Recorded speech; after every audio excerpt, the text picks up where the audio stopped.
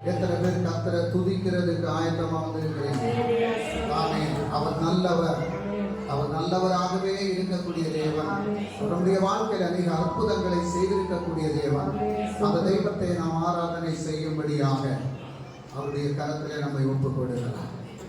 அவருடைய கரம் நம்மை ஆளுகை செய்யும்படியாக இந்த பாடலுடைய வரிகளை உணர்ந்து உம் பிரசன்னம் நாடி வந்தேன், கிருபைதான் சோதனம் நோக்கிடுமே. அவருடைய பிரசன்னம் இல்லாதபடி நம்ம எந்த காரியத்தை செய்ய முடியாது. அவருடைய வல்லமை இல்லாதபடி எந்த காரியத்தை செய்ய முடியாது. அவருடைய கிருபை இல்லாதபடி நாம் எதையுமே செய்ய முடியாது.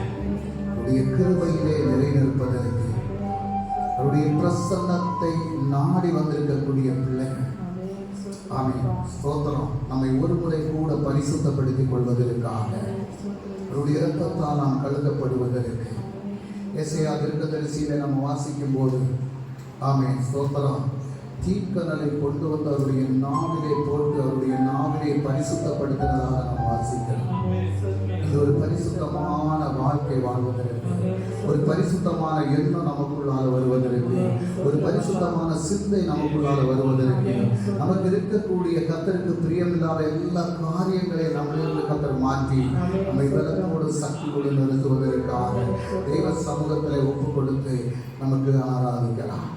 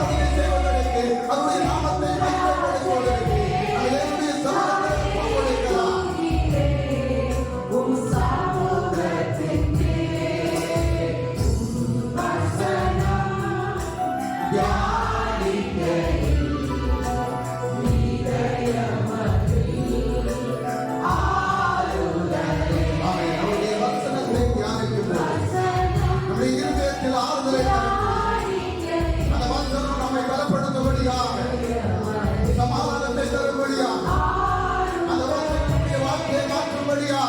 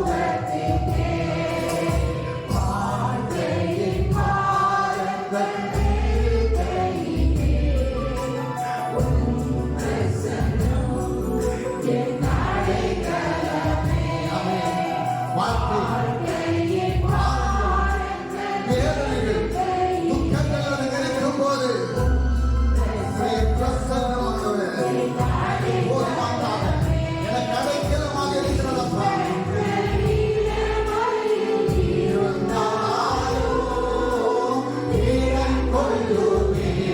ஆமென். உம்முடைய சமூகத்திலே நான் விலகுவேன் அப்பா. ஆமென். திக்கற்ற நிலைமையில் நான் இருந்தாலும் உம்முடைய சமூகத்திலே நான் விலகுவேன் அப்பா.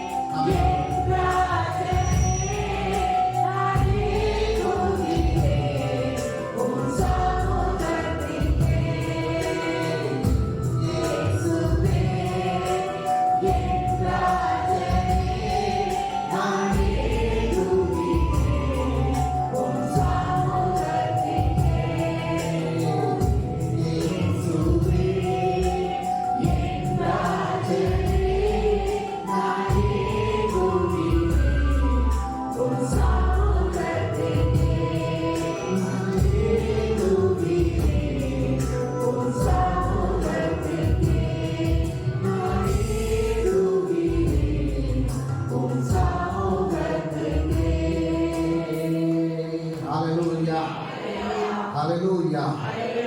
எத்தனை பேர் கர்த்தருடைய சமூகம் ஆமென் என்னை பலப்படுத்தணும். கர்த்தருடைய சமூகத்திற்காக, உடைய அன்பிற்காக, உடைய வல்லமைக்காக நான் வாஞ்சிக்கிறேன் என்று சொல்லக்கூடிய கரங்களை அடித்து கர்த்தரை மகிமைப்படுத்துகிறேன். ஆமென்.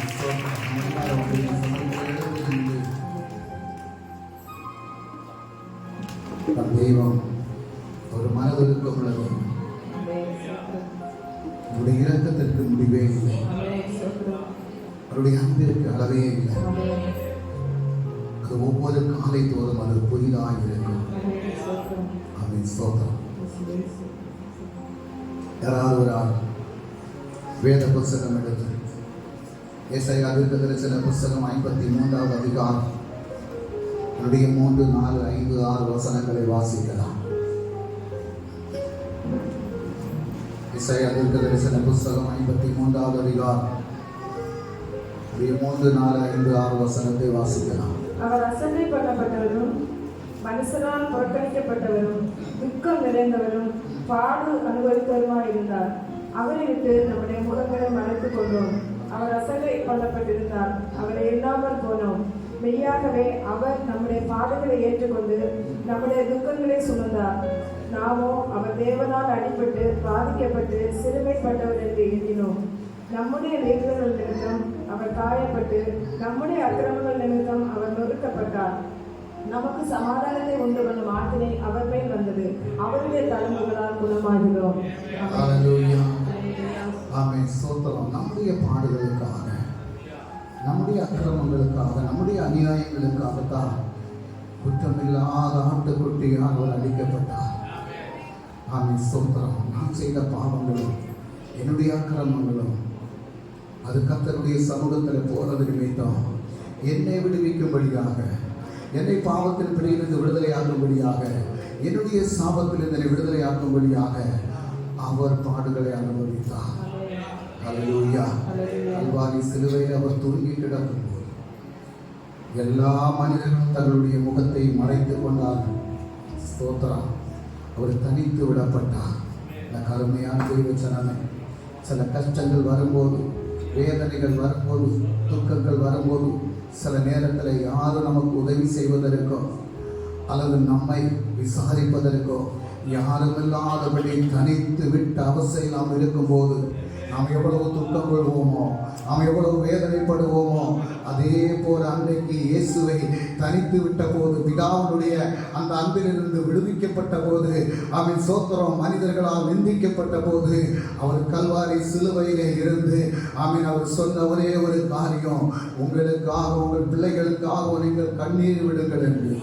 கருமையான தெய்வ சனமே, நாம் செய்த பாவங்களை சுமந்து கொண்ட அந்த இயேசுவை, நாம் செய்த பாவங்களுக்காக அடிகள் ஏற்று வாங்கின அந்த இயேசுவை உண்மையான மனதோடு நேசிக்கக்கூடிய பிள்ளைகள் உள்ளத்தின் ஆழத்திலிருந்து இந்த பாடலை உணர்ந்து பாடி கர்த்தருடைய நாமத்தை நாம் மகிமைப்படுத்தலாம்.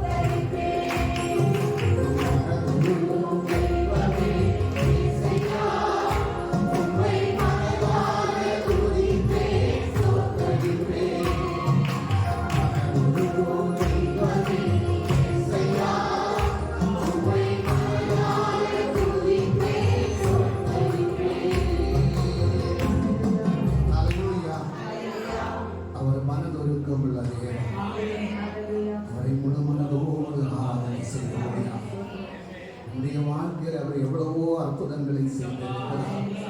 நம்முடைய வாழ்க்கையில் எவ்வளவோ அதிசயங்களை நமக்கு செய்திருக்கிறார். ஒவ்வொரு நாளும் நம்மை பாதுகாத்து நடத்தக்கூடிய தெய்வம்.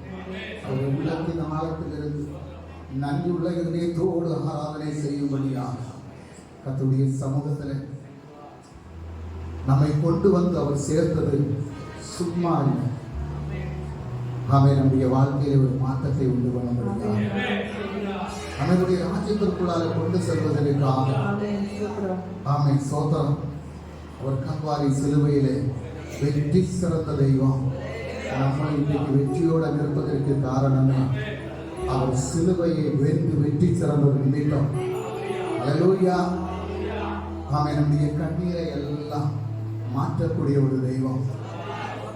நம்ம எப்பொழுதுமே சந்தோஷத்தோடு வைக்க வேண்டும் என்று விரும்பக்கூடிய ஒரு தெய்வம். சோதரம் கஷ்டங்களிலும் நஷ்டங்களிலும் துக்கங்களிலும் தரித்திரத்திலும் நம்மை சந்தோஷமாய் வைக்கக்கூடிய ஒரு தெய்வம். அல்லேலூயா. காரணம் அவர் சிலுவையிலே வெற்றி சிறந்த தெய்வம். தன்னுடைய கடைசி துளி ரத்தம் வரைக்கும் நமக்கு ஊற்றி தந்து இந்த உலகத்திலே யாருமே தரக்கூடாத ஒரு அன்பை நமக்கு அவர் வெளிப்படுத்தி நமக்கு தந்திருக்கிறார்.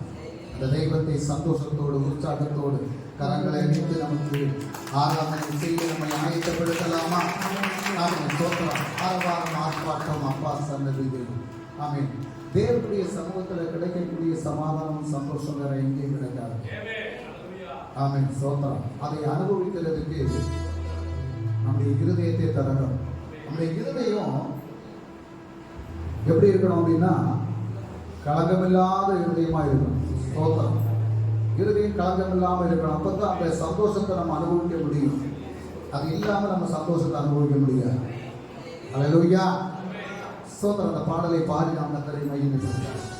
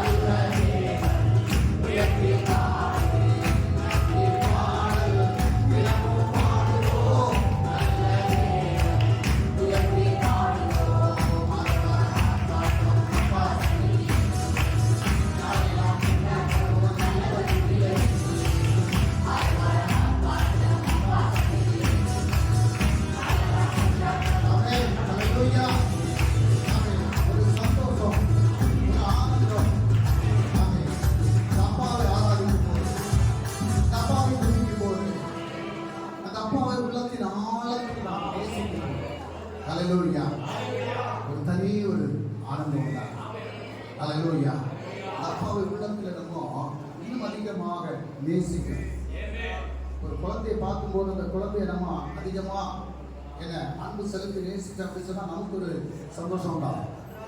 அதே போல அப்பாவை நம்ம நேசிக்கணும். காரணம் அவருடைய அன்பு அதிர்கள் இல்லாத ஒரு அன்பு. அவருடைய அன்பு அளவுகள் இல்லாத ஒரு அன்பு. சோத்திரம். நீ எந்த நிலைமையில போய் நின்றாலும் சரி, நீ எப்படிப்பட்ட சூழ்நிலைமையில போய் நின்றாலும் சரி, அவருடைய மறவாதபடி உண்மையில அன்பு செலுத்தக்கூடிய ஒரு தெய்வம். சில நேரங்களில் தெய்வத்தை நாம் மறந்து அவரை விட்டு தூர விலகி போனாலும் கூட, ஆனா அவருடைய அன்பு நம்மை விட்டு ஒரு நாள் மாறாது. அல்லேலூயா. பெற்ற தாய் நம்மை மறக்கலாம், தகப்பு நம்மை மறக்கலாம், சொந்த பந்தங்கள் எல்லாரும் வெறுக்கலாம். ஆனால் அவர் ஒரு நாள் நம்மை வெறுக்காத தெய்வம், ஒரு நாள் நம்மை விட்டு விலகாத ஒரு தெய்வம். அந்த தெய்வத்தை உள்ளத்தின் ஆழத்தில் இருந்து, அப்பா நான் உண்மை நேசிக்கிறேன், ஆண்டவரே நான் உண்மை நேசிக்கிறேன் எத்தனை பேருக்கு சொல்ல முடியும்? உள்ளத்தின் ஆழத்தில் இருந்து ஒரு முறை சொல்லலாமா? அப்பா நான் உங்களை நேசிக்கிறேன் அப்பா, அப்பா நான் உங்களை நேசிக்கிறேன் அப்பா. நீங்க எங்க மேல வைத்த அன்பு அளவுக்கு அதிகமான அன்பு அப்பா, அதனால நாங்க உங்களை நேசிக்கிறோம். நாம சோத்திரம். அந்த பாடலை பாடும்போது அந்த உள்ளத்திலே பெரிய ஆனந்தம் தான். ஆமே சோத்திரம். சிலருக்கு சந்தோஷம் வரும்போது கண்ணீர் வரும் தெரியுமா? அதே மாதிரி உடைய அன்பை உணர்ந்து நம்ம பாடும்போது, அந்த சந்தோஷம் வரும்போது, நம்முடைய உள்ள மகிழும் போது நம்முடைய கண்கள் ஆறாக பெருக்கெடுத்து போகும். ஹல்லேலூயா. கர்த்தரை நான் பாடி ஆராதிக்கலாம்.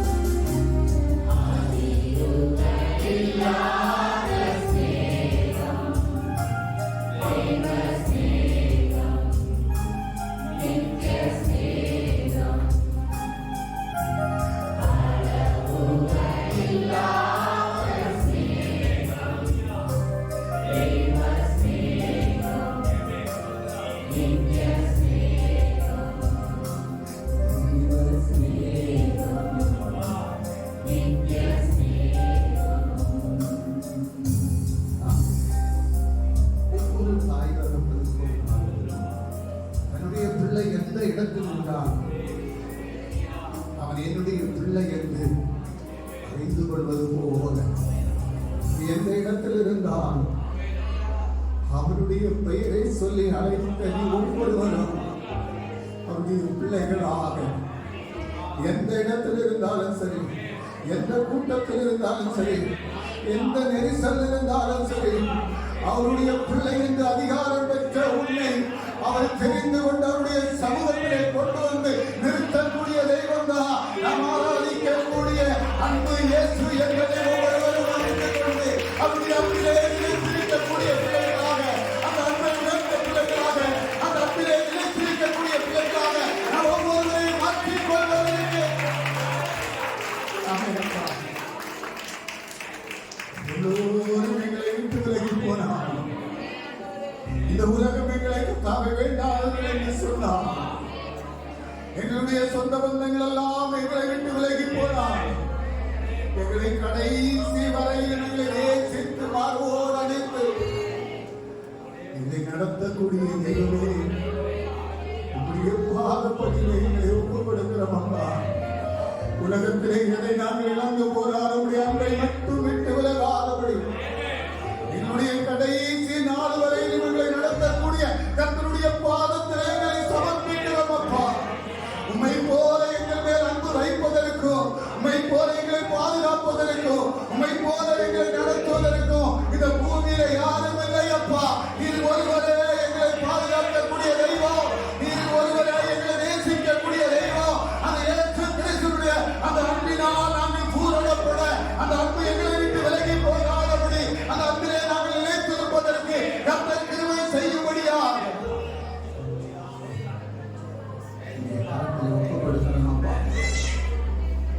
முழுமையாக உடைய பாதப்படியை அடிய வைக்கிறோம் அப்பா. எங்களுக்காக ரத்தம் சிந்தின இயேசுவுடைய பாதப்படியிலே எங்களை அடியறை வைக்கிறோம். எங்களை கண்ணோக்கி பாரும் அப்பா. எங்களை தெரிந்து கொண்டு எங்களை நிறுத்தின தெய்வமே, இன்னும் எங்களை நிறுத்துவதற்கு நீர் போதுமான தேவனாக இருப்பதா? எந்த சூழலுமே உடைய அன்பை விட்டு சத்துருவாக நீங்கள் பிரிந்து கொண்டு போய்விடாதபடி அந்த அன்பிலே நாங்கள் ஈர்த்திருப்பதற்கு கர்த்தர் எங்களுக்கு உதவி செய்யும்படியாக உடைய உதவியை நாங்கள் நாடுகிறோம். உடைய கிருபைக்காக நாங்கள் வாஞ்சிக்கிறோம். ஆண்டவரே, உடைய சமூகத்தை தாழ்த்து ஒப்புக் கொடுக்கிறோம். கர்த்தரோடு கூட இடைப்பட்டதற்காக உமக்கு நன்றி. இந்த ஆராதனை உமக்கு உகந்த ஆராதனையாக நீர் நடத்தி தந்ததற்காக நீர் கரத்திலே நாங்கள் நன்றி செலுத்தி எங்களை தாழ்த்தி சமர்ப்பிக்கிறோம். இயேசு கிறிஸ்து நல்ல நாமத்தில் செபிக்கிறோம் பிதாவே. ஆமென். எல்லாரையும் பிள்ளைகளும் இயேசு உட்காரலாம். ஸ்தோத்திரம். நான் இன்றைக்கு அநேக முறை நம்ம வேத வசனத்திலிருந்து கேட்ட ஒரு மனுஷனுடைய, அதாவது ஒரு ராஜாவுடைய கதையை நான் உங்களுக்கு சொல்லி ஜெபிக்க விரும்புகிறேன். ராஜா என்று சொன்ன உடனே உங்களுக்கு எல்லாருக்கும் உடனே ஞாபகம் வரும். யாரு? தாவீது. ஸ்தோத்திரம். ஹல்லேலூயா. அப்ப தாவீது ராஜாவை குறித்து ஒரு வெளிப்பாடை கர்த்தர் எனக்கு கொடுத்தார். அந்த வெளிப்பாட்டை தெய்வ சமூகத்தில் வச்சு ஜெபிக்கும் போது கர்த்தர் சில காரியங்களை எனக்கு உணர்த்தினார். இந்த தாவீது குடும்பத்தில் உள்ளவங்களுக்கு யாருக்கும் பிரயோஜனம் இல்லாதவன், குடும்பத்தில் யாருக்குமே பிரயோஜனம் இல்லாதவன். அப்படி பிரயோஜனம் இல்லாததுனால தான் நீ வேற ஒண்ணுங்க லாயக்கில்லடா, நீ ஆடு மேய்க்க போனா போதும் அப்படின்னு சொல்லி ஆடு மேய்க்க விட்டாங்க. ஸ்தோத்திரம். ஹல்லேலூயா. அப்ப ஆடு மேய்க்க விட்ட தாவீது அவர் ஆடுகளை மேய்த்து கொண்டு இருக்கும் போதே அவர் கர்த்தரை ஆராதித்துக் கொண்டிருந்தார். ஸ்தோத்திரம். அவர் கர்த்தரை ஆராதித்துக் கொண்டிருந்தார். அவருடைய இருதயத்தில் எப்போதுமே கர்த்தரை குறித்துள்ள எண்ணமும் சிந்தையும் தான் இருந்தது. ஸ்தோத்திரம். இப்ப உயரத்துல குள்ளமானவன் இல்லையா, நம்மளை போல உயரம் இல்லை, குள்ளமானவன், ஆனா சௌந்தரியவானவன். ஸ்தோத்திரம். நல்ல சௌந்தரியம் உள்ள ஆள். இப்ப ஆடுகளை மேய்த்து கொண்டு இருக்கிறார். ஸ்தோத்திரம். அப்படி ஆடுகளை மேய்த்து கொண்டிருந்த எல்லோராலும் புறக்கணிக்கப்பட்ட அந்த தாவீதை தான் கர்த்தர் என்ன செய்தாரு? அப்போ தாவீது என்ன செய்தார் அப்படின்னா, கர்த்தரை ஆராதிக்கிறார். சோத்திரம். எல்லாரும் புறக்கணிச்சுட்டாங்க. குடும்பத்தில் உள்ளவங்க எல்லாம் அவன் யுத்தத்துக்கும் அதுக்கும் இதுக்கும் போறான். நமக்கு அளந்தது இதுதான், இந்த ஆட்டம் கூட்டம் தான். அப்ப நம்ம என்ன செய்வோம்? நம்ம கூட ஒரு ஆள் இருக்கிறார். யாரு? யார் இருக்கா? ஆமா, கர்த்தர் கூட இருக்கிறார். அப்ப அவரை ஆராதிப்போம். அப்ப அவங்களுக்கு கிடைக்காத சந்தோஷம் இவரை நம்ம ஆராதிக்கும் போது நமக்கு கிடைக்க அப்படி சொல்லி அவன் கர்த்தரை ஆராதிச்சுட்டே இருக்கிறான். சோத்திரம்.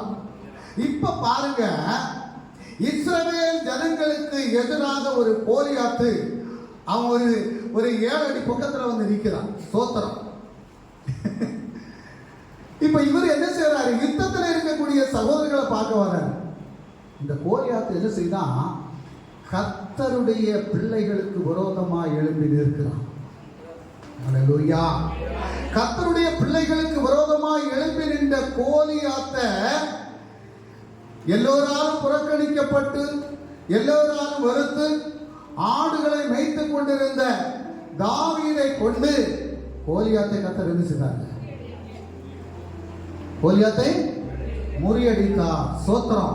இப்ப கோலியாத்தை முறியடித்து சவுலையும் மாற்றி இப்ப தாவீதை கர்த்தர் ராஜாவா எழுப்பினார். ஹல்லேலூயா. எங்க இருந்தவன்? ஆடுகளை மேய்ச்சிட்டு இருந்தவன். நல்லா புரிந்து கொள்ளணும். சோத்திரம். யாரையும் நம்ம இடப்பட முடியாது. சோத்திரம். எந்த மனுஷனையும் நம்ம இடப்பட முடியாது. கர்த்தர் யாரை நேசிக்கிறாரு, யாரை உயர்த்துவாரு, யாரை ஆசீர்வதிப்பார், யாரை உன்னதங்களில் கொண்டு வைப்பாருன்னு நமக்கு யாருக்குமே தெரியாது. சோத்திரம். அப்ப ஆட்டுடையனா இருந்த தாவீது இப்ப யார் அப்படின்னு சொன்னா, ராஜ்யபாலத்தில் இருந்த சவுலையும் மாற்றி இப்ப தாவீது தேசத்தினுடைய ராஜா. இப்ப அதிகாரத்தோட இருக்கிறார். அதுவரை என்ன எப்படி இருந்தாரு? ஆடுகளை மேய்ச்சிட்டு இருந்தாரு. அங்க அதிகாரம் செலுத்த யார் இருந்தா? ஒருத்தரை இல்லை. ஆடுகளை இவர் சொல்றதை கேட்கணும். என்ன, நான் சொன்னா நீ வரணும், நான் சொன்னா நீ போகணும் அப்படின்னு ஆடுகள் சொல்ல முடியுமா? அதுக்கு வாய் இருக்குதா? இல்லை. ஆனா அதை பராமரிக்கிறார். ஓகேவா? அப்போ இப்ப என்ன அப்படின்னா, வாய் பேசாத மிருகங்களை வழிநடத்தி கொண்டிருந்த தாவீது இப்ப நல்லா பேசக்கூடிய நல்ல திடகாத்திரமான மனுஷங்களை மேய்க்கிறதுக்கு இப்ப எங்க வந்துட்டாரு? ராஜாவா வந்துட்டாரு. சோத்திரம். அப்ப தாவீது ராஜா ஆன உடனே அவருக்கு ஒரு அகங்காரம் வந்து. சோத்திரம். இவர் யுத்தத்துக்கு போக வேண்டியவர் யுத்தத்துக்கு போகாம வீட்டில் இருந்துட்டார். சோத்திரம். வீட்டில் மட்டுப்பாவில் படுத்து தூங்குறார். சோத்திரம். அல்லேலூயா. அப்ப வீட்டில் யுத்தத்துக்கு போக வேண்டிய மனுஷன், எல்லாரும் யுத்தத்துக்கு போயிருக்காங்க, ராஜா யுத்தத்துக்கு போகல. வீட்டில் நல்லா ஸ்மாலம் அடிச்சு நல்லா படுத்து தூங்கி அந்த தூக்க சீனத்தில் எழுப்புறாரு. எழுப்பி தன்னுடைய பார்த்தாரு, அங்க உரியாவுடைய மனைவி குளிச்சுட்டு இருக்கிறான். சோத்திரம். அல்லேலூயா. உரியாவுடைய மனைவி குளிச்சுட்டு இருக்கிறத பார்த்தோட இவருக்கு மனசுல ஆசை வந்து, இவரு தான் ராஜா ஆச்சு. உடனே கட்டளை புறப்பட்டது. யார் அங்கே? இந்த பணம் எல்லாம் வந்தாச்சுன்னு சொன்னா முதல்ல என்ன ஆகும்? சொல்லுங்க, அது வாய்ப்பு சொல்லுங்க. பணம் வந்த உடனே அகங்காரம் வரும், அதிகாரம் வரும். என்ன, எது வேணாலும் செய்யலாம் அப்படின்னு. சிலவங்க ஒன்றும் இல்லாமல் இருப்பாங்க. ஒரு லாட்டரி எடுத்துரும். லாட்டரி எடுத்த உடனே அந்த அகங்காரம் தன்னே வந்துடும். ஆனா பாரம்பரிய பணக்காரனுக்கு அது வராது. சோத்திரம். ஏன்னா அவன் பணத்திலே படுத்து உறங்கினவன். இவனுக்கு திடீர்னு வந்த உடனே அதே மாதிரி தான் ராஜாவுக்கு வந்த உடனே உரியாவுடைய மனைவியினுடைய கண்ணுக்கு ரொம்ப அழகா தெரிஞ்சா. உடனே யாருங்க வா, அவளை போய் கூட்டிட்டு வா. சோத்திரம். அவளும் ராஜா கூப்பிட்டாரு, போகாம இருக்க முடியுமா? ராஜா கூப்பிட்டா உடனே போய் தான் ஆகணும். இப்ப மோடி கூப்பிட்டாருன்னா போகாம இருக்க முடியுமா? சோத்திரம். அதே மாதிரி தாவீது ராஜா கூப்பிட்ட உடனே அவ போயிட்டா. இப்ப முதல்ல என்ன செய்தாரு? யுத்தத்துக்கு போகல. ரெண்டாவது என்ன செய்தாரு? நல்லா ஸ்மால் அடிச்சாரு. மூணாவது என்ன செய்யறாரு? பாவம் செய்யறாரு. சோத்திரம். இப்ப 3 காரியத்தை அவர் செய்வார். இது 3 காரியத்தை இவர் செய்துட்டு இப்ப அவன் அங்கிருந்து சொல்லி விடுறான். என்ன சொல்லி விடுறா? உரியாவுடைய மனைவி சொல்லி விடுறா, நான் கர்ப்பிணி. அப்போ உரியா என்ன போயிருக்கிறான்? தேசத்தை பாதுகாக்கிறதுக்காக அவன் யுத்தத்துக்கு போயிருக்கிறான். அவனை உடனே ராஜா வர சொல்றான். வர சொல்லி அவனுக்கு நிறைய பரிவாரங்கள் எல்லாம் கொடுத்து, நிறைய சாதனம் எல்லாம் கொடுத்து, நீ வீட்டுக்கு போப்பா, அவன் மனைவி கூட படுத்து போறாங்க. அவன் சொன்னான், நம்முடைய படையாளிகள் எல்லாம் யுத்தத்தில் இருக்கிறாங்க, அப்ப நான் இப்ப போய் படுத்து தூங்குறது சரியல்ல, அதனால நான் போகல அப்படின்னா. அப்ப அவர் அன்னைக்கு என்ன செய்றாரு? அவனுக்கு நல்லா ஊற்றி கொடுத்து, நீ சாப்பிட்டு படுத்து நாளைக்கு போ அப்படின்னாரு. என்ன நம்ம காரியம் நடந்தாச்சு, நடக்கணுமே. ஆமா, அன்னைக்கு படுத்தான். மறுநாள் போக சொன்னான், போகல. பார்த்தாரு வேற வழி இல்லை. ஆமா, உடனே உரியாவை கூப்பிட்டு ஒரு லெட்டர் எழுதி யார்கிட்ட கொடுத்துடுறாரு? லெட்டர் எழுதி யார்கிட்ட கொடுத்துடுறாரு? உரியாவிட்ட கொடுத்து விடுறாரு. அப்போ என்ன கொல்றதுக்கு எனக்கிட்டே என்ன வருது? லெட்டர் எழுதி கொடுத்து அனுப்பி விடுறாரு. சோத்திரம். ஏன் யுத்தம் நடக்கக்கூடிய இடத்துல இவனை முன்னுக்கு விட்டுருங்க, இவனை முன்னுக்கு விட்டு நீங்க பின்மாறிடுங்க, அவனை கொல்லணும். சோத்திரம். அப்ப எத்தனை தப்பு செய்தாரு? 4 காரியத்தை செய்தார். சோத்திரம்.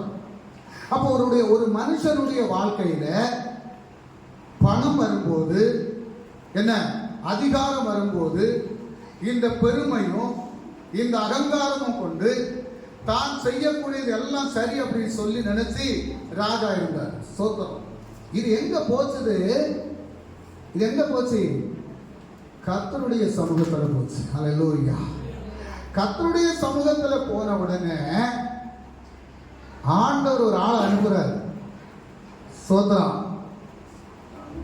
யார் அனுப்புறார் பாருங்க. 2 சாமுவேல் 12வது அதிகாரத்தை படிங்க. 2 சாமுவேல் 12வது அதிகாரம்.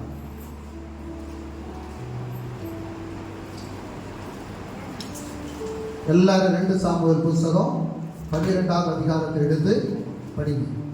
கர்த்தர் நாத்தானை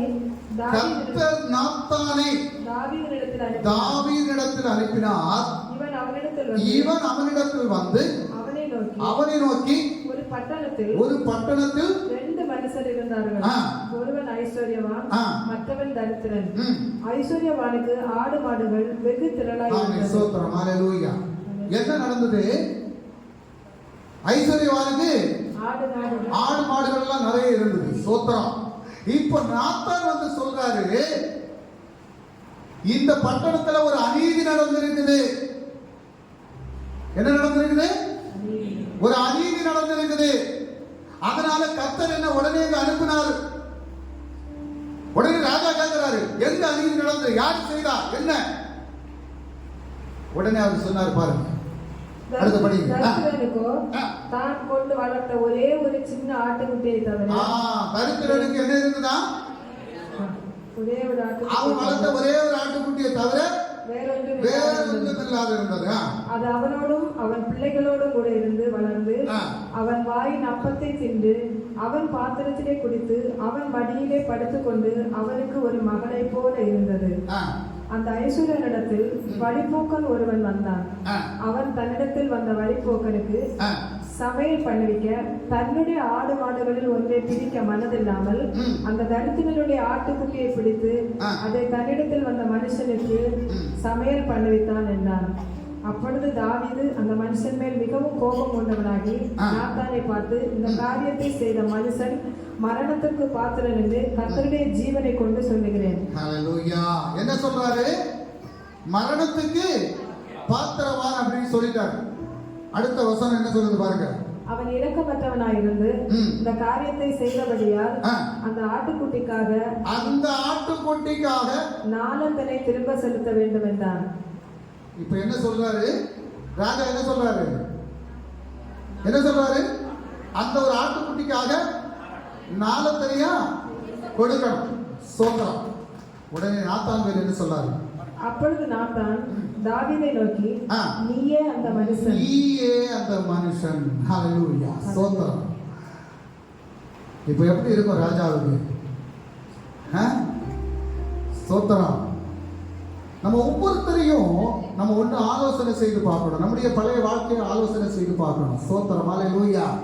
கருமையான தெய்வ பிள்ளைகளே, நாம் இன்றைக்கு அனுபவிக்கக்கூடியது அத்தனையும் நம்முடைய திறமையினால வந்தது நம்ம நினைச்சோம் அப்படி சொன்னா அது தவறு. ஸ்தோத்திரம். கர்த்தர் மனம் இறங்கி தந்தது, கர்த்தர் மனம் இறங்கி நமக்கு தந்தது. அவர் ஒவ்வொரு நாளும் நம்மளை அற்புதமாகவும் அதிசயமாகவும் வழிநடத்தி செல்கிறார். ஸ்தோத்திரம். அப்ப நம்ம இதுல அகங்காரம் கொள்றதுக்கு எதுவுமே கிடையாது. அப்ப கர்த்தர் நமக்கு மனம் இறங்கி தந்தது. இங்க தாவீதுடைய இருதயத்துல ராஜா என்ற அதிகாரம் வந்த உடனே அவர் எல்லா காரியத்தை செய்வதற்கு, தன்னை கேட்பதற்கு யாரும் இல்லை என்று சொல்லி அவர் என்ன செய்தான்?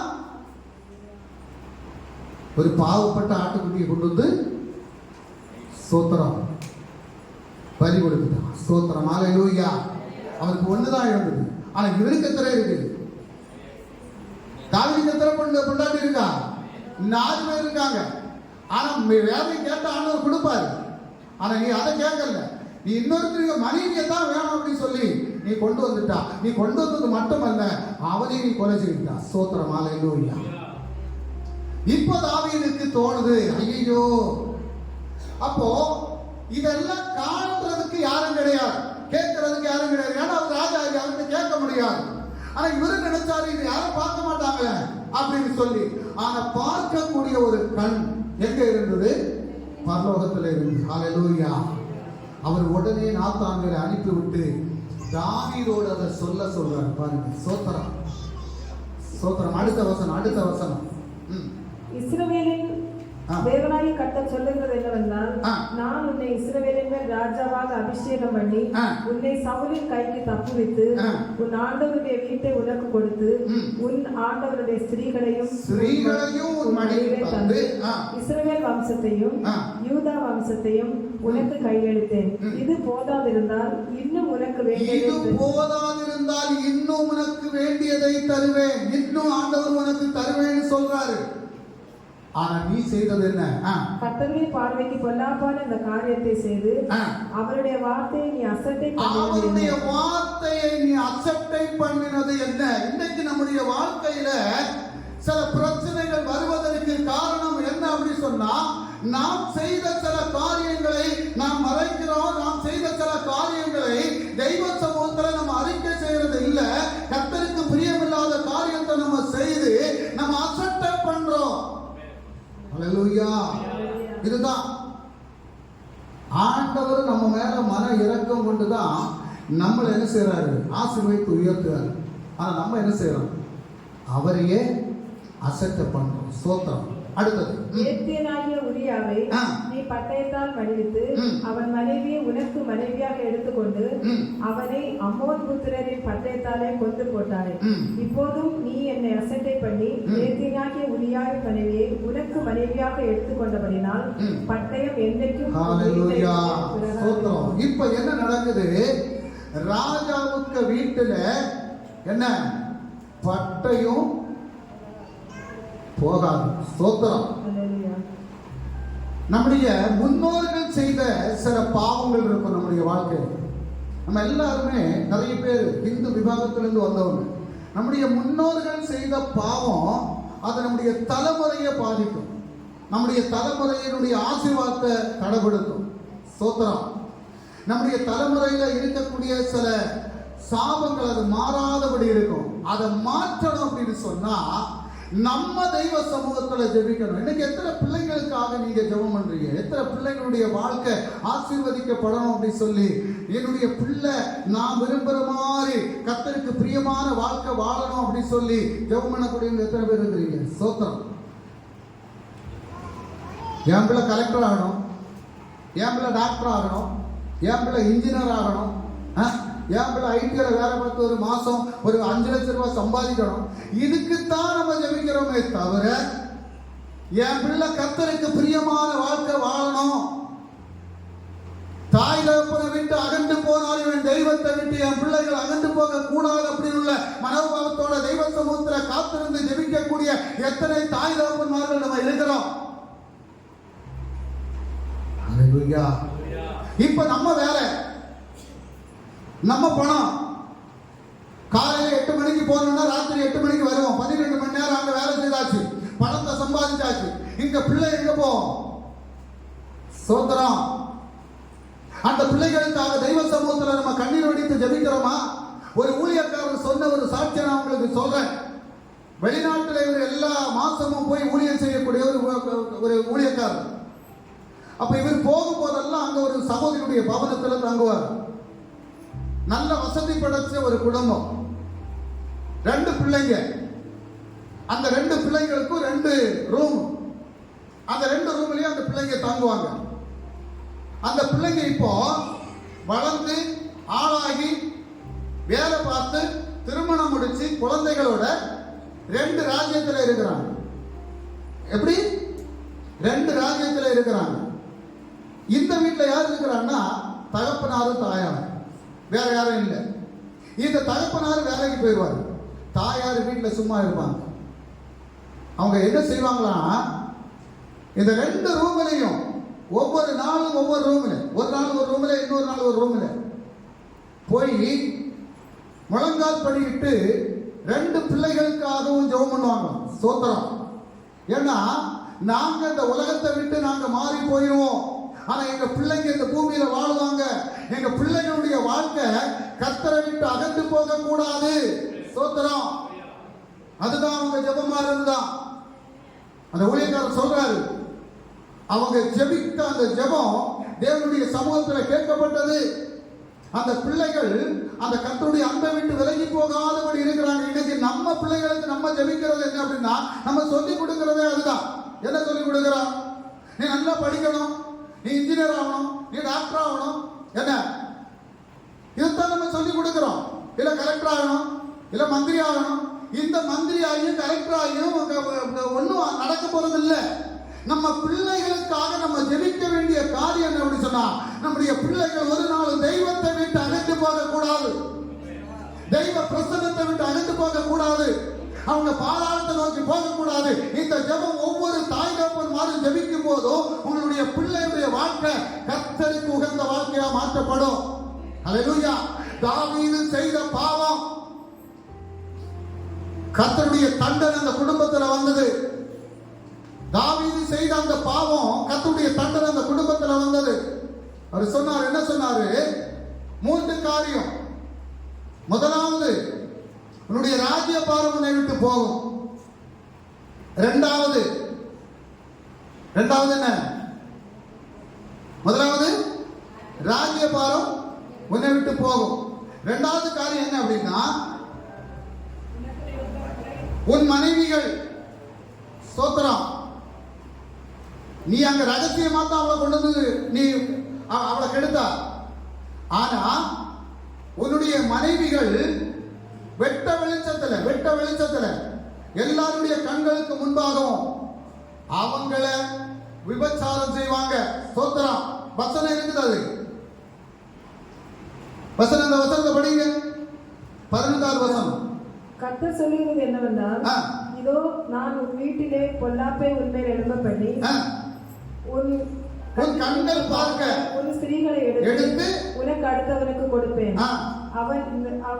அவன் இந்த சூரியனுடைய வெளிச்சத்திலே ஸ்திரீகளோட சயனிப்பான். நீ ஒளிப்பிடத்தில் அதை செய்தாய், நானோ இந்த காரியத்தை இஸ்ரவேல் எல்லாருக்கு முன்பாகவும் சூரியனுக்கு முன்பாகவும் செய்விப்பேன் என்றார் என்று சொன்னான். சோத்திரம். முதலாவது ராஜ்யபாரத்தை யார் ஏற்றுக்கொண்டார்? தன்னுடைய சொந்த மகன் அப்சலோம் அவனை விரட்டினான். சோத்திரம். அப்சலோம் விரட்டினான். அப்சலோம் ராஜ்யபாரத்தை ஏற்றுக்கொள்வதற்காக தன்னுடைய தகப்பனை விரட்டினான். ராஜ்யபாரத்தை விட்டுட்டு ஓடலாம் மகனுக்கு பயந்து. இரண்டாவது, உன் மனைவிகள். மூணாவது என்ன நடக்கும் தெரியுமா? இந்த உரியாவுடைய மனைவிக்கும் உனக்கும் உருவான அந்த குழந்தையை நான் என்ன செய்வேன்? அடிப்பேன். சோத்திரம். அல்லேலூயா. 3 தண்டனை. இத நாத்தான்வேல் வந்து சொன்ன உடனே தாவீது கர்த்தருடைய சமூகத்தில் தன்னை தாழ்த்தினான். அவனுடைய சரீரத்தில் இருந்த வஸ்திரங்களை எல்லாம் உரிந்து எடுத்துக்கொண்டு அவன் தூர களைந்து போட்டுட்டு அவன் தெய்வ சமூகத்தில் அவன் காத்திருந்து கண்ணீர் விட்டு கதற ஆரம்பித்தான். எனக்கு அருமையான தெய்வ ஜனமே, நம்முடைய வாழ்க்கையில நாம் அறியாதபடி, நாம் தெரியாதபடி நாம் செய்த தவறுகள் எத்தனையோ உண்டு. ஹல்லேலூயா. எத்தனை நாள் நாம் தெய்வ சமூகத்தில் அதை அறிக்கை செய்கிறோம். நம்முடைய பிள்ளைகள் மேல் வராதபடி, நம்முடைய பிள்ளைகளுக்கு அந்த தண்டனை வராதபடி இருப்பதற்கு நம்ம எத்தனை நாளும் அறிக்கை செய்கிறோம். ஸ்தோத்திரம். ஹல்லேலூயா. நம்ம ஒவ்வொருத்தரும் புரிந்து கொள்ள வேண்டிய ஒரு காரியம் உண்டு. கர்த்தர் நம்மை கிருபையால் நிறுத்தி இருக்கிறார். கிருபையால் நிறுத்தி இருக்கிறார். நம்ம கையில கொஞ்சம் பணத்தை அவர் தாராரு. இந்த பணம் நம்ம கையில வருவதற்கு காரணமே கர்த்தர் தான். ஸ்தோத்திரம். வசதிகளை கர்த்தர் தான் தாராரு. ஸ்தோத்திரம். உன்னதங்களிலே நம்மளை கர்த்தர் தான் உயர்த்துறாரு. அப்ப கர்த்தர் உயர்த்தும் போது கர்த்தருடைய வார்த்தைக்கு கீழ்ப்பட்டு தெய்வ பயத்தோடு நம்ம இருந்தோம் சொன்னா இன்னும் உயர்வுகளை நம்ம பெற்றுக்கொள்ள முடியும். அது மட்டுமல்ல, தேவனுடைய ராஜ்யத்துக்குள்ளார பிரவேசிக்க முடியும். நம்ம மனசுக்குள்ளார அகங்காரம் வந்து அவன் ஸ்தோத்திரம் நான் செய்வது சரி என்று அவன் சொல்லி கர்த்தருக்கு பிரியமில்லாத காரியத்தை செய்யும் போது கர்த்தருடைய கோபம் நம்ம மேல வரும். நல்லா புரிந்து கொள்ளணும். இன்னைக்கு கர்த்தருடைய பந்தியில சேர்வதற்கு முன்பாக நம்ம ஒரு தீர்மானம் எடுக்கணும். இப்ப தாவீது என்ன செய்றாரு? தெய்வ சமூகத்துல போய் கண்ணீர் விட்டு கதறுகிறார். வேற வழி இல்லை. இப்ப யாரையும் போய் இவருக்கு உதவிக்கு கூப்பிட முடியாது. காரணம் சொன்னது யாரு? கர்த்தர். கர்த்தருடைய தண்டனையிலிருந்து நான் தப்பித்துக் கொள்ளணும் அப்படின்னு சொன்னா கர்த்தருடைய பாதத்துல நான் விழணும்.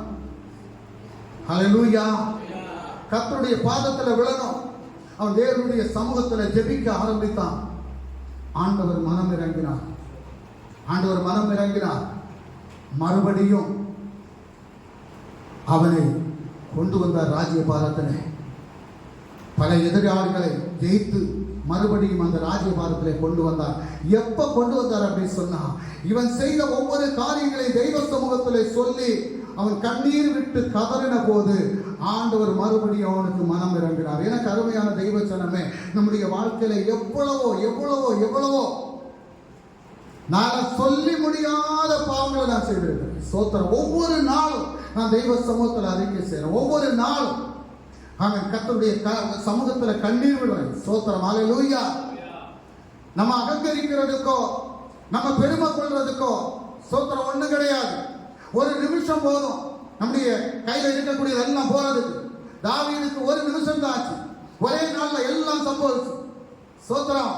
தாவீது சொன்னாங்க ராஜாவாக்கும் நான் சொல்றதுக்கு எல்லாரும் கீழ்ப்படணும் அப்படின்னு சொல்லி ஒரே நாளில எல்லாத்தையும் கர்த்தர் மாற்றினார். ஸ்தோத்திரம். இப்போ அந்த குடும்பம் எல்லாம் போராட்டத்தில் இருக்குது, பிரச்சனையில இருக்குது. எத்தனை நாள் ஸ்தோத்திரம், எத்தனை நாள் கர்த்தர் நம்மோடு பேசிக் கொண்டு இருக்கிறார். நம்முடைய வாழ்க்கை தரங்களை மாற்றணும் அப்படின்னு சொல்லி கர்த்தர் விரும்புகிறார். நம்முடைய வாழ்க்கையில மாற்றம் வேணும்னு கர்த்தர் விரும்புகிறார். தாவீதுக்கு இதெல்லாம் போனதுக்கு அப்புறம் தான் தாவீதுக்கு புத்தி வந்தது. தெய்வ சமூகத்தில் கண்ணீர் விட்டு கதறணும். ஆண்டவர் சொன்னார், மறுபடியும் உன்னை ராஜ்யபாரத்துக்கு கொண்டு வருவேன். அதே ராஜ்யபாரத்தை மறுபடியும் கொடுத்தார். ஹல்லேலூயா. அடுத்ததாக கர்த்தர் சொன்ன காரியம், ஆமென், உரியாவுடைய மனைவி பத்சேபாளுக்கு உனக்கு பிறந்த அந்த குழந்தையை நான் கொண்டேன். அதற்கு பதிலாக இனி உனக்கு ஒரு குழந்தையை தருவேன். அது யாரு? யாரு? சாலமோன். இந்த பூமியில் அவனை போல ஞானமுள்ள எந்த மனுஷனும் இதுவரைக்கும் பிறந்ததும் இல்லை, இனி பிறக்க போகிறதும் இல்லை. அப்படிப்பட்ட ஒரு ஞானம் நிறைந்த ஒரு மகனை அவன் தாவீதுக்கு கர்த்தர் மறுபடியும் கொடுத்தார். எப்ப கொடுக்க ஆரம்பிச்சார் அப்படின்னு சொன்னா, அவன் செய்த ஒவ்வொரு பாவங்களை தெய்வ சமூகத்தில் அறிக்கை செய்து தன்னை தெய்வ சமூகத்தில் தாழ்த்தின போது கர்த்தர் கொடுத்தார்.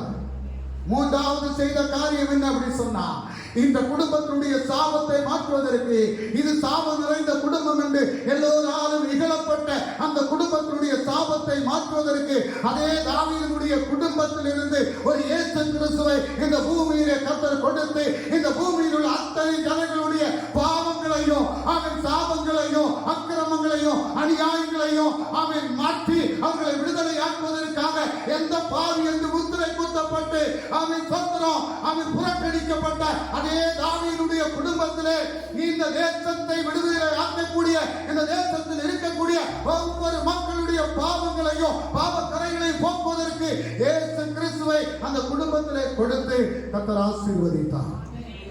ஹல்லேலூயா. எனக்கு அருமையான தெய்வ ஜனமே, நம்முடைய வாழ்க்கையில் இருக்கக்கூடிய சில போராட்டங்களும் பிரச்சனைகளும் நமக்கு சமாதானத்தை கொண்டு வர முடியாதபடி, சந்தோஷத்தை அனுபவிக்க முடியாதபடி அவன் தடைபடுத்தப்பட்டு இருக்கிறது என்றால், நாம் தேவனுடைய சமூகத்தில் நாம் செய்ய வேண்டிய காரியம் உண்டு. அவருடைய கட்டளைகளை பின்பற்ற வேண்டிய காரியம் உண்டு. அவருடைய சமூகத்தில் நம்மை தாழ்த்த வேண்டிய காரியம் உண்டு. அவருடைய சமூகத்தில் நாம் மிண்டாதபடி இருந்து ஜெபிக்கக்கூடிய காரியம் உண்டு. ஹல்லேலூயா. அதான் சொல்றேன், ஆலயத்துக்குள்ளார வரும்போது இங்க எல்லாரும் நாம் சமம்தான். நீ உயர்ந்தவன், நீ தாழ்ந்தவன் இல்ல. நீ உயர்ந்த ஜாதிக்காரன், தாழ்ந்த ஜாதிக்காரன் இல்ல. எல்லாரும் சமம். எல்லாரும் கர்த்தருக்கு முன்பாக சமம். அவன் தாவீது ராஜாவா இருந்தான் அப்படின்னு சொல்லி ராஜாவுக்கு அவர் இரக்கம் காட்டல. எப்ப இரக்கம் காட்டினார் அப்படின்னு சொன்னா, அவன் தன்னை தேவனுடைய சமூகத்தில் தாழ்த்தின போதுதான் இரக்கம் காட்டினார். ஹல்லேலூயா. நம்முடைய வாழ்க்கையில மாற்றங்கள் வேணும் அப்படின்னு சொன்னா தெய்வ சமூகத்துல நம்ம தாழ்த்தணும். கர்த்தருக்கு பிரியமான வாழ்க்கை வாழ்றதுக்கு நம்மளை ஆயத்தப்படுத்தணும். ஹல்லேலூயா. கருமையான தெய்வ ஜனமே, இயேசு கிறிஸ்து தாவீதுடைய சந்ததியிலே பிறப்பதற்கு காரணம் கர்த்தர். ஹல்லேலூயா. எந்த குடும்பம் சாபத்தில் இருந்ததோ, எந்த குடும்பத்தை வெறுத்தார்களோ, எந்த குடும்பம் வேண்டாம் என்று சொன்னார்களோ, ஸ்தோத்திரம், அந்த குடும்பத்தில் இருந்துதான் தேசத்தை விடுதலையாக்கக்கூடிய இயேசுவை கர்த்தர் எழும்பச் செய்தார். ஹல்லேலூயா. இயேசுவை எழும்பச் செய்தார். அதனால நீங்க புரிந்து கொள்ளணும், நம்ம இருக்கக்கூடிய சூழ்நிலையை மாற்றக்கூடிய சக்தி கர்த்தருக்கு மட்டும்தான். ஹல்லேலூயா. கர்த்தர் நமக்கு தரல அப்படின்னு சொன்னா நமக்கு ஒண்ணும் இல்லைங்க, ஒண்ணும் இல்லை. கர்த்தர் நம்ம கூட இல்லை அப்படின்னு சொன்னா நம்ம இந்த பூமியிலே இல்லை. ஹல்லேலூயா. இன்னைக்கு முத்திரை குத்துவதற்கு மனுஷங்க நிறைய பேர் இருப்பாங்க. நம்ம வேண்டாதவங்க முத்திரை குத்துறதுக்கு மனுஷங்க நிறைய பேர் இருப்பாங்க. நம்மளை புறந்தள்ளுறதுக்கு ஆமென் சோத்திரம் மனுஷங்க அநேக பேர் இருப்பாங்க. சோத்திரம், எந்த கர்த்தரை அழைத்தாரோ அந்த கர்த்தரை ஆசீர்வதிப்பதற்கு அவர் உண்மையும் உத்தமமான தெய்வம். இரண்டாவது காரியத்தை நம்ம பார்த்தோம் அப்படின்னு சொன்னா, கெட்ட குமாரனை குறித்து நம்ம பார்க்கிறோம் இல்லையா? கெட்ட குமாரனுக்கு குடும்பத்தில் எல்லா சௌகரியங்களும் இருந்தது, எல்லா வசதிகளும் இருந்தது. எல்லா வசதிகளும் கெட்ட குமாரனுக்கு இருந்தது நிமித்தம் தான் அவனுக்கு இருந்த பங்கை வாங்கிட்டு விலகி போனான். சோத்திரம். அப்போ பணம் நிறைய இருந்ததுனால எப்போதுமே நான் ஆண்டவர்கிட்ட ஜெபிக்கிறது இதுதான், ஆண்டவரே அளவுக்கு அதிகமான பணம் கையில் வரக்கூடாது. அளவுக்கு அதிகமாக பணம் வந்து அப்படி சொன்னா நம்முடைய எண்ணங்கள் எல்லாம் மாறிப்போம். நம்ம முதல்ல யாரை விட்டு விலகுவோம்னா கர்த்தரை விட்டு தான் விலகும். ஸ்தோத்திரம். யாரை ஒன்றும் செய்ய மாட்டோம், கர்த்தரை விட்டு விலகிறோம். அந்த பணம் வந்த உடனே பல புத்திகளும் உண்டு. ஹல்லேலூயா. அப்போ அதனால தான் தேவைக்கு மட்டும்தான் வரணும். தேவைக்கு அதிகமாக வந்தாச்சுன்னா முதல்ல வரக்கூடியது என்ன வரணும்? ஒரு அகங்காரம் தான் முதல்ல வரும். ஸ்தோத்திரம். அதனால தான் கர்த்தர் யார் அடித்தாரு? தாவீது அடித்தாரு. ஸ்தோத்திரம். தாவீது அடிக்கிறதுக்கு காரணமே அதுதான். அவருக்கு அந்த அகங்காரமும் அந்த அதிகாரமும் இருந்ததுனால தான் இந்த காரியங்கள் எல்லாம் செய்தாரு. இல்லைன்னா செய்ய முடியாது இல்லையா? அப்ப நம்முடைய வாழ்க்கையில அதிக பணம் வந்தாலும் நமக்கு தோஷம்தான். தேவைக்கு பணம் வேணும். தரித்திரனா இருந்தாலும் தோஷம். ஸ்தோத்திரம். அப்போ தரித்திரனாட்டு இருக்கக்கூடாது, அதிக பணம் வரக்கூடாது. என்னுடைய தேவைகளை பூர்த்தியாக்கி தரக்கூடிய விதத்தில் கர்த்தர் மாற்றாங்க. ஹல்லேலூயா. இப்போ கெட்ட குமாரனுக்கு அதிகமாக வந்தது. அவன் போனான், நல்லா பாக்கெட்லேருந்து எடுத்து கொடுத்து எல்லாத்தையும் செய்தான். சோத்திரம். ஒரு நாள் பார்த்தா பாக்கெட்டில் ஒன்றும் இல்லை. பாக்கெட்டில் இல்லை, ஒன்றும் இல்லை. அப்போதான் தெரிஞ்சது அவனுக்கு, அது சரி, இது வரைக்கும் நம்ம நல்ல ஆட்டம் போட்டோமே, இப்போ நமக்கு கையில் இருந்தெல்லாம் தீர்ந்தாச்சு. அப்ப கையில இருந்து இருக்கிறது தீர்ந்ததுக்கு அப்புறம் புத்தி வரக்கூடாது. கையில இருக்கிறதெல்லாம் தீர்ந்ததுக்கு அப்புறம் புத்தி வந்துருச்சுன்னா என்ன வரும்? அவன் திட்டது மாதிரி பண்ணிக்கு கொடுக்கக்கூடிய தவிடு கூட நமக்கு கிடைக்காது. ஸ்தோத்திரம். அப்ப இதை செலவழிக்கும் போது நம்ம யோசனை பண்ணணும். கெட்ட குமாரன் மடங்கி வந்தான். ஏன் மடங்கி வந்தான்? ஏன் மடங்கி வந்தான்? அப்பனுக்கு வீட்டில் அவனுக்கு அவ்வளவு மரியாதை இருந்தது. அந்த மரியாதை எல்லாம் விட்டுட்டு அவன் அப்பனை விட்டு விலகி போனான். இன்னைக்கு நிறைய பேர் தெய்வத்தை விட்டு அகன்று நிற்பதற்கு காரணமே, தெய்வத்தை தேடி வராதபடி இருப்பதற்கு காரணமே, தன்னுடைய வாழ்க்கையில நல்ல பணமும் தனமும் எல்லா சௌகரியங்களும் இருக்கிறதுனால கர்த்தரை தேடி வர மாட்டாங்க. சோத்திரம். இப்ப அவனுக்கு தவிடு கூட கிடைக்கல, பண்ணிக்கு கொடுக்கக்கூடிய தவிடு கிடைக்கல. அப்பதான் யோசனை வந்தது. அப்ப என் கையில இருந்த பணம் எல்லாம் தீர்ந்து போச்சு, இனி நாங்க இருந்து பிரயோஜனம் இல்லை. என் அப்பனை வீட்டுக்கு மடங்கி போனேன் அப்படின்னு சொன்னா என் அப்பன் என்ன மறுபடியும் என்ன செய்வாரு? சேர்த்துக் கொள்வார். என் அப்ப ஒரு நாள் என்ன செய்ய மாட்டார்? என்ன தள்ளி விட மாட்டார். அப்ப மடங்கி போறான். சோத்திரம். அதே போல நம்முடைய வாழ்க்கையில நம்ம மடங்கி வருவதற்கு நம்ம ஆயத்தப்படுத்துறோம். எப்போ தேவனுடைய சமூகத்துல மடங்கி வருவதற்கு நம்ம ஆயத்தப்படுத்துகிறோமோ அப்ப கர்த்தர் நமக்காக எழும்புவார். கர்த்தர் நமக்காக யுத்தம் செய்வார். மறுபடியும் கர்த்தர் எழும்ப செய்து தேவனுடைய சமூகத்துல நிலைநிறுத்துவார். நம்முடைய பாவங்களை எல்லாம் அவர் மன்னிப்பார். ஹல்லேலூயா. எத்தனை பேருக்கு இன்றைக்கு தேவனுடைய சமூகத்துல எனக்கு தெரியாது அந்த தாவீது செய்த பாவம் யாருக்கு தெரிஞ்சது? கர்த்தருக்கு தெரிஞ்சது. அதனால தான் அவர் நாத்தான் வேலை விட்டார். சோத்திரம். இன்றைக்கு ஆமென் சோத்திரம். நமக்குள்ளால இருக்கக்கூடிய காரியங்கள் யாருக்கு தெரியும்? கர்த்தருக்கு தெரியும். இன்னைக்கு எத்தனை பேர் தேவனுடைய சமூகத்தில் அதை அறிக்கை செய்யணும்னு விரும்புறீங்க? அப்படியே நீங்க எழுந்து நில்லுங்க பாப்பா. எல்லாரும் எழுந்து நில்லுங்க. ஒரு நிமிஷம் கண்களை மூடி கர்த்தருடைய சமூகத்தில் உங்களை ஒப்பு கொடுங்க. அப்பா, என்னுடைய வாழ்க்கையில் இப்படிப்பட்ட போராட்டங்கள் அல்லது கர்த்தாவே சோத்திரம், என்னுடைய மனசுல இப்படிப்பட்ட அகங்காரங்கள், ஆமே அதிகார குணங்கள் இதெல்லாம் என் வாழ்க்கையில இருந்ததப்பா. ஆண்டவரே சோத்திரம். இன்றைக்கு சொன்ன வார்த்தை நிமித்தம் நான் அதை புரிந்து கொண்டேன் அப்பா. இனி அது எனக்கு வேண்டாம். இதிலிருந்து நான் விடுதலை ஆக்கப்பட, இதிலிருந்து எனக்கு ஒரு மாற்றம் வர, ஆமென் சோத்திரம். தாவீதுக்கு நாத்தான் உணர்த்தினது போல இந்த ஊழியக்காரரை கொண்டு எனக்கு உணர்த்தி இருக்கிறீரப்பா. இதிலிருந்து நான் ஒரு விடுதலை பெற்றுக் கொள்ளணும். எனக்கு ஒரு மானசாந்திரம் வேணும். நான் ஒரு விடுதலையை பெற்றுக் கொள்ளணும். நான் கர்த்தருக்கு பிள்ளையாக மாறணும் அப்படின்னு சொல்லக்கூடியவங்க தேவனுடைய சமூகத்துல ஒரு நிமிஷம் கண்களை மூடி ஒவ்வொருவரும் நீங்களே உங்க வாழ்க்கையை அர்ப்பணம் செய்யுங்க. என்னால ஒண்ணும் செய்ய முடியாதுங்க. என்னால ஒண்ணும் செய்ய முடியாது. எனக்கு கர்த்தர் தந்ததை நான் உங்களுக்கு சொல்லி இருக்கிறேன். கர்த்தரால மட்டும்தான் உங்களை விடுதலையாக்க முடியும். உங்களுடைய வாழ்க்கையை நீங்க கர்த்தருடைய சமூகத்தில் ஒப்பு கொடுக்கும் போது கர்த்தர் அதிலிருந்து ஒரு மாற்றத்தை தருவார். கர்த்தர் விடுதலையை தருவார். நீங்க அவருடைய சமூகத்தில் கேளுங்க.